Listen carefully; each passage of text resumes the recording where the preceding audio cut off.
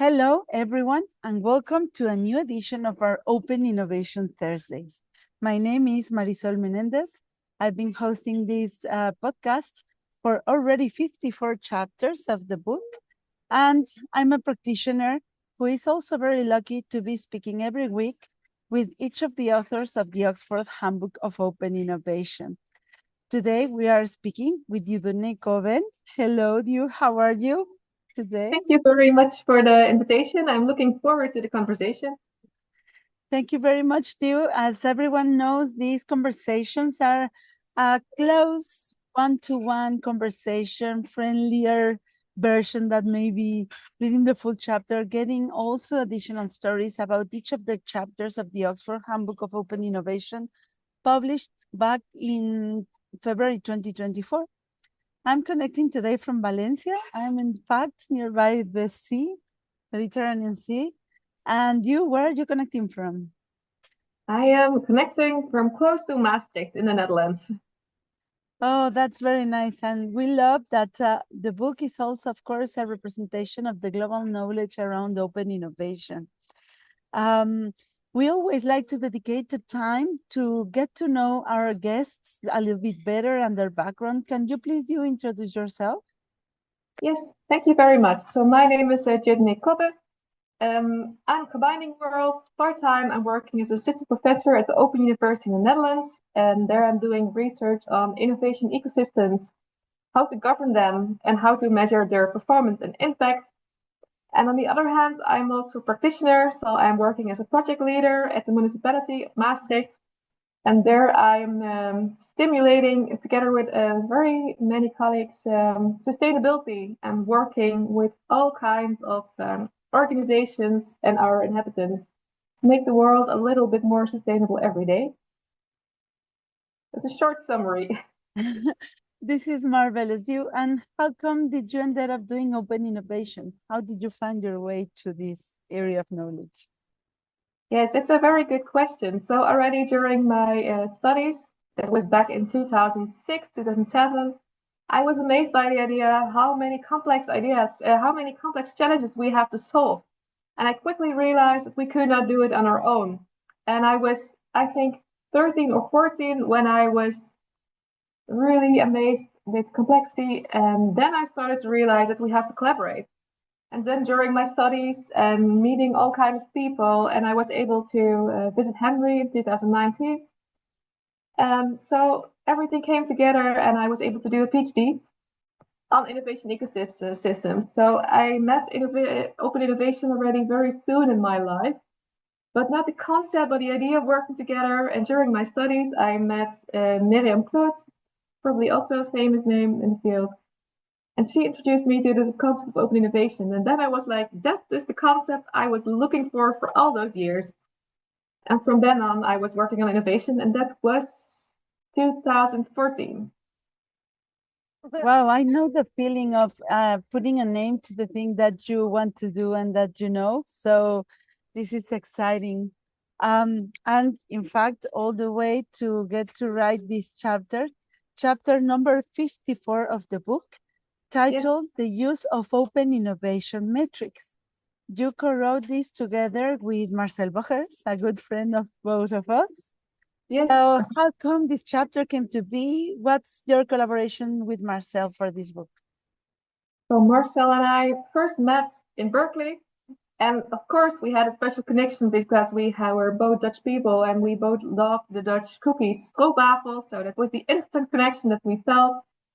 And we were from the same university, so the University of Technology Eindhoven. That's a little bit our connection. And that moment we started talking and discussing, and we kept in touch all those years. And when the book came by, the idea arose with both of us just to write something about metrics. Because metrics and measuring what open innovation, what the impact is, but also both at, for example, in my research ecosystem level, but also at the individual organization level, it's a complex thing. And I think we were both amazed with how complex it is, but also how much already has been done, but also how fragmented it is. So I think it's a long story of all kinds of discussions and meetings that we had, and a common interest to say something about this. that came to eventually result in the chapter. This is incredible. And of course, as practitioner, I know the challenge and the interest we have in KPIs and the measurements of open innovation. In fact, this is part 10 of the book, the last part of the book, titled Challenges, Critiques, and Suggestions. For me, it's very adequate that the measurement of open innovation falls into the challenges. In the practice, we know that it's complicated to show today the future results and to measure with concrete numbers what is in reality maybe not that concrete. But what are your findings and what is this chapter about? Have you discussed and learned during this chapter? I think what's the most important thing that we want to give away with this chapter is that we want to provide a little bit of an overview of everything that already has been done, and also a little bit of an outline of what still could be done. So it's really, we really want to take a snapshot of what already has been done, and also what already has been measured. Because, for example, Henry Chesbrough and Sabine Brunswicker already a while ago started to think about how do you measure open innovation? And then there comes, for example, the discussion, what is open innovation? It's very broad, right? And for many different people, it means something else. For some people, it's, for example, an alliance, collaboration between 2 or 3 organizations. For others, an ecosystem. So it is a complex discussion, and we wanted to give a little bit an overview of what already has been done in research and show also the variety of what we are all aiming to measure and how complex it is. But we also wanted to provide it a little bit direction for the future, because especially when open innovation, when talking about innovation metrics, I think the practitioners of the real world and academic world should collaborate more, because in the real world, practitioners are trying to measure already a lot of things and trying to move beyond KPIs. So the second aim was also to provide a future research directions. And the future research direction is quite oriented in academics. And I think we should also invite practitioners to do it together. So it was mostly about providing an overview, but also inviting all the researchers out there in the academic world and in the real world. Let's start collaborate today, not tomorrow, but today, and see how we can together solve this challenge and start somewhere. Because what we see is, and what also came out of the review, I think it did, some people find it difficult or a little bit scared almost to start measuring something. But we also have to realize we are measuring for so many long times already. So let's start somewhere and learn together. I think that's the summary of what we tried to aim for with the chapter. This is so very interesting because, of course, I think in practice, as at least what I can see in my daily work, there's this confusion on where to start, also connected to the company strategy and how to maintain patience from those who are sponsoring open innovation through the right kind of measurements. I also talk a little bit about that in my chapter, and I understand the challenge, but also by sharing, we can also learn from each other experiences, no? So is there any particular learning or takeout that you are applying today as an academic or as a practitioner related to this? I think the most important lesson, and what might not maybe directly explicitly mentioned, but what's in it between the lines, is that you really have to think about the discussion, what's in it for you, what's in it for me. Because you can only open innovate together when you're both capturing value from collaboration. So each partner, each organization, each representative in a collaboration has to gain a certain benefit, and that benefit doesn't not need to be financial. It can also be socially, for example, or a little bit sustainable or broader. But I think that we should really have the discussion, what's in it for you, what's in it for me, and what's in it for us? What are we doing together? What's the synergy? And I think that's something that we often forgetting, because many people are thinking about themselves and what they want to get out of it. And I think when you're determining what you aim to measure and why, so it's really important to develop a measurement strategy or a monitoring and evaluation strategy, and really think about what each organization wants to get out of it, how you can measure that, and how you can also give an overview of what the real collaborative impact is. So what's a synergy? So it's nicely also about the soft side of measuring, about communicating, understanding each other's expectations, being transparent about it, and seeing together how you are able to do that and how you're able to measure, and also what you then do when you have that insight. So I think it's mostly about also about the soft side of this story.